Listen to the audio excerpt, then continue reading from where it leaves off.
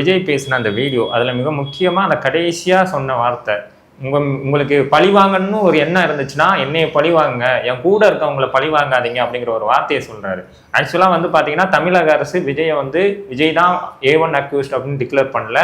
அவங்க ஒரு ஆணையம் அமைச்சிருக்கோம், அந்த ஆணையம் கொடுக்குற ரிப்போர்ட்டை பொறுத்து நாங்க அடுத்த நடவடிக்கை எடுக்கிறோம்னு சொல்லும் பொழுது விஜயோட இந்த பேச்சு மக்கள் மத்தியில ஒரு பெரிய ஒரு பரபரப்பை ஏற்படுத்துறாரு. இல்ல இது வந்து அவர் சிம்பத்தி கிரியேட் பண்றதுக்காக சொல்ற வார்த்தை. சரியா? திராவிட முன்னேற்ற கழகத்தை பார்த்து நீங்க என் மேல வேணா வந்து என்ன வேணா வந்து பழி வாங்குங்கன்னா, உன்னை பழி வாங்குற அளவுக்கு நீங்க முதல்ல வளரலையே. இன்னும் திராவிட முன்னேற்ற கழகம் உங்களை எதுக்கு பழி வாங்கணும்?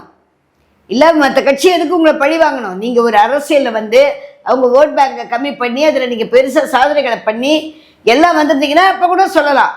இதே அந்த வார்த்தை வந்து அனைத்து இந்திய அண்ணா திராவிட முன்னேற்ற கழகம் சொன்னா ஒரு நியாயம் இருக்கு. அவங்களும் எத்தனையோ சுற்றுப்பயணம் எடப்பாடி அவர்கள் மேற்கொள்ள, எடப்பாடி ஐயா இப்ப ரீசெண்டா கூட சுற்றுப்பயணம் பண்ணாரு. எந்த சுற்றுப்பயணத்துல இருந்து யாருக்காவது ஏதாவது ஆயிருக்கா?